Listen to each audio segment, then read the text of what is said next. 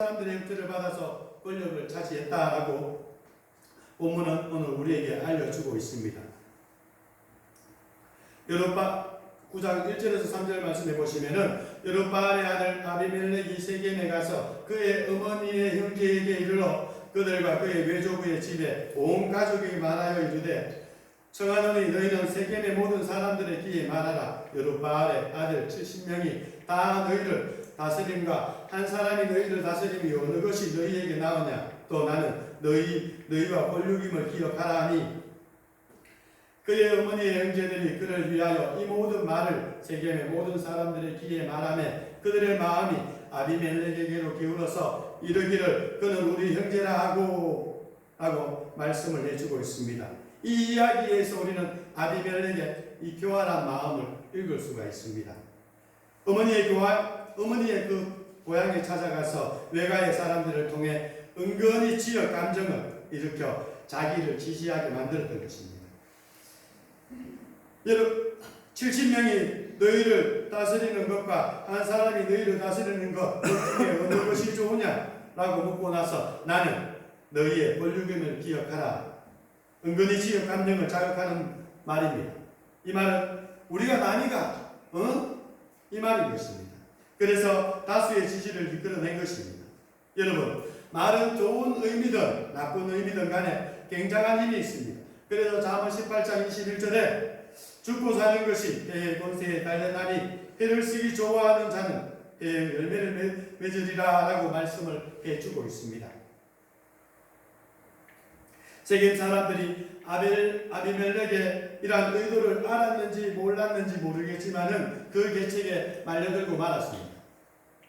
그들은 바알브리 신전에서 은 70개를 아비멜렉에게 주고 아비멜렉은 그것으로 폭력배를 동원하여서 기도원의 아들 즉 자기 이복 형제들 70명을 한 바위 위에서 죽이게 된 것입니다. 아비멜렉이 그의 형제 70명을 한 바위 위에서 죽였다라는 것은 70명을 동시에 죽였다라는 것이 아니라 한 명씩 바위 위에서 차례대로 처형했다는 의미인 것입니다. 바위 위에서 처절한 비명소리가 울려 퍼질 때 오브라 성읍 사람들은 그것을 보고 들었을 것이며 그것은 바로 아비멜렉에게 대항해서는 안 된다 하는 그러한 두려움을 자아내게 했던 것입니다. 그런데 그때에 유일하게 살아남은 사람이 막내 요담이었던 것입니다. 70명의 형제들이 다 살해되었다라는 그 소식을 듣고 요담은 착잡한 심정으로 그리심산에 올라가서 큰 소리로 나무들에 대한 이야기를 들려주었습니다. 나무들이 하루는 감람나무를 찾아가서 자기들 위에 왕이 되어달라고 이야기를 합니다.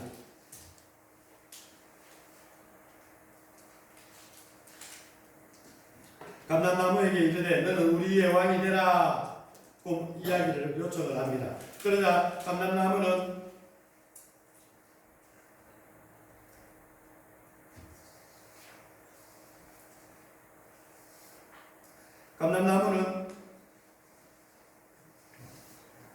아니 내가 어떻게 나무들이 우쭐댈 수 있느냐라고 하면서 하나님과 사람을 영화롭게 하는 나의 이 직분을 지키겠다라고 이야기를 합니다. 그러자 나무들이 두 번째로 무화과 나무에게 찾아가서 왕이 되어달라고 요청을 합니다.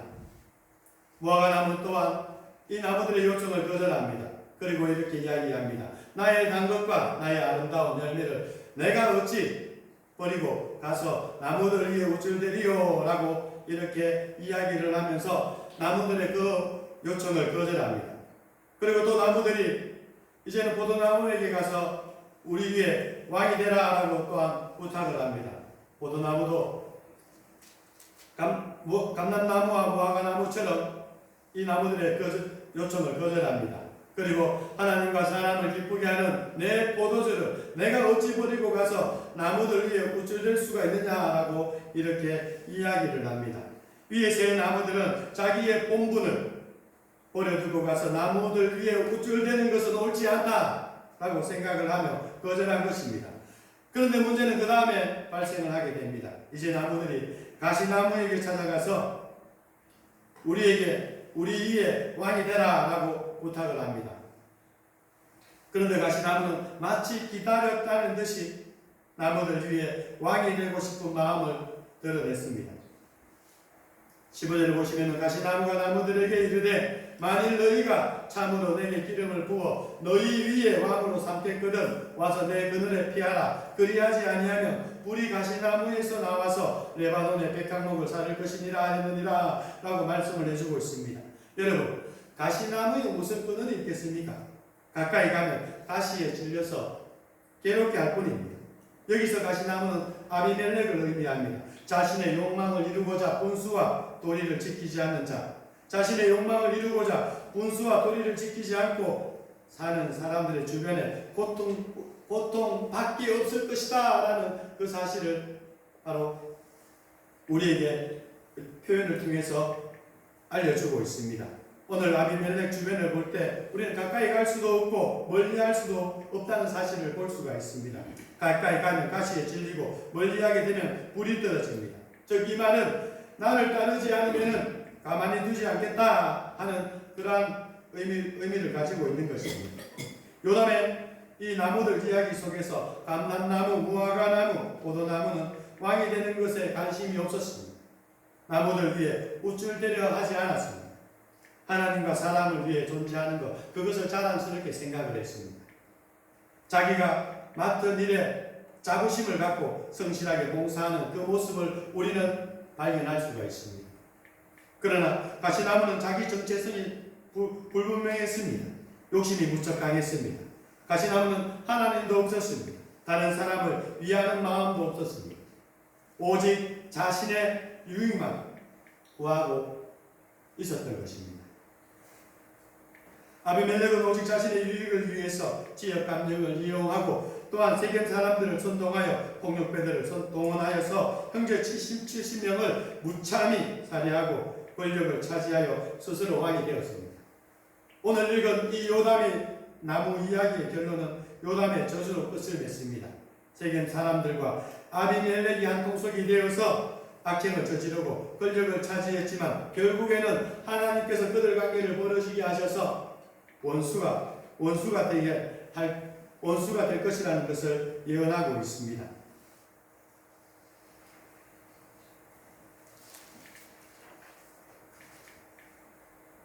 19절 20절 말씀해 보시면은 만일 너희가 오늘 여룻바알과 그의 집을 대접한 것이 진실하고 의로운 일이면 너희가 아비멜렉으로 말미암아 기뻐할 것이요 아비멜렉도 너희로 말미암아 기뻐하려니와 그렇지 아니하면 아비멜렉에게서 불이 나와서 세겜 사람들과 밀로의 집을 사를 것이요 세겜 사람들과 밀로의 집에서도 불이 나와 아비멜렉을 사를 것이니라 하고라고 말씀을 해주고 있습니다. 한때는 이익 때문에 서로 결탁을 하여 악행을 저질렀지만 세월이 흘러 불의한 이익을 바탕으로 연합했던 관계는 깨지고 오히려 서로에게 원수가 되어서 싸우게 될 것이다 라는 것을 알려주고 있는 말씀입니다. 여러분, 이익 때문에 모였던 사람들은 이익이 끊어지면 흩어지게 되어 있습니다. 그러므로 우리는 자신을 위한 이로움을 쫓지 말고 하나님의 그 의로움을 추구하는 삶을 살아야 하겠습니다. 하나님이 아비멜렉과 세겜 사람들에게 악신을 보내셨다라고 23절에 말씀을 해주고 있습니다. 그리고 세겜 사람들이 아비멜렉을 배반하게 되었으며 그래서 둘 사이에 싸움이 일어나게 되었습니다. 그 결과 세겜 사람들은 아비멜렉에 의해서 많은 사람들이 죽게 됩니다. 그리고 아비멜렉은 데벳이라는 망대가 있는 성을 공격을 하다가 위에서 여인이 던진 맷돌 윗짝에 맞아서 두개골이 깨져 죽어가게 됩니다. 그러자 여인에게 죽음을 당했다는 그 치욕스러운 말을 듣기 싫어서 자신의 칼을 가지고 있는 부하에게 자신을 찌르게 해서 이제 죽음을 맞이했던 것입니다. 53절, 54절에 보시면은 한 여인이 맷돌 윗짝을 아비멜렉의 머리 위에 내려던져 그의 두개골을 깨뜨리니 이는 여룻바알의 아들 70명에게 저지른 포악한 일을 갚되 그들을 죽여 피 흘린 죄를 그들의 형제 아비멜렉과 아비멜렉의 손을 도와 그의 형제들을 죽이게 한 세겜 사람들에게로 돌아가게 하심이라 라고 말씀을 해주고 있습니다. 그리고 이 성경은 이것을 하나님께서 그들의 악에 대해서 갚으셨다라고 기록을 하고 있습니다. 바로 57절 56, 57절에 보시면은 아비멜렉이 그의 형제 70명을 죽여 자기 아버지에게 행한 악행을 하나님이 이같이 갚으셨고 또 세겜 사람들의 모든 악행을 하나님이 그들의 머리에 갚으셨으니 여룻바알의 아들 요담의 저주가 그들에게 응하니라 라고 말씀을 해주고 있습니다. 그러므로 우리는 어떠한 경우이든지 눈앞에 있는 그러한 일 때문에 욕심을 내어 자기 분수를 지키지 않고 도리를 지키지 않고 또한 의를 버려서는 안 되는 것입니다. 악한 세력과도 결탁해서도 안 되고 그것을 부러워해서도 안 되는 것입니다. 하나님은 인간의 눈에 보이지 않고 또한 침묵하시는 것 같지만은 모든 상황을 다 보시고 역사를 주관하실 뿐만 아니라 다스리고 있다라는 하나님의 그 뜻대로 하나님의 그 영광과 하나님의 그 선한 일들로 만들어 가신다는 그 사실을 우리는 기억해야 될 것 같습니다. 아비멜렉의 사건을 통해서 우리는 야고보서 1장 15절의 말씀이 그대로 이루어지는 것을 깨달을 수가 있습니다.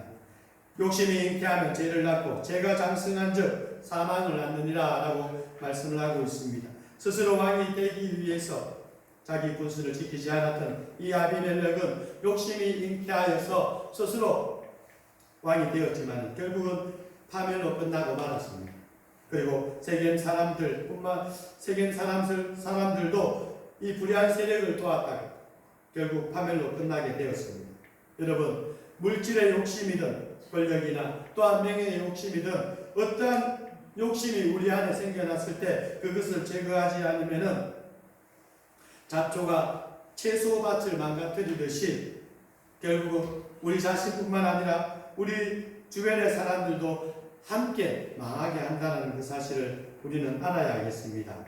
사랑하는 성도 여러분, 아비멜렉이나 우하숙의 이 가시나무와 같이 그 어떤 욕심도 다 내려놓으시고 스스로 높아지려고도 하지 마시고 감람나무와 무화과나무 그리고 포도나무와 같이 하나님을 기쁘시게 하는 그리고 이웃을 위하는 하나님께서 우리에게 주신 그 직분을 통해서 최선을 다해 섬기는 삶을 사는 우리의 모습이 되시기를 진정 소망합니다.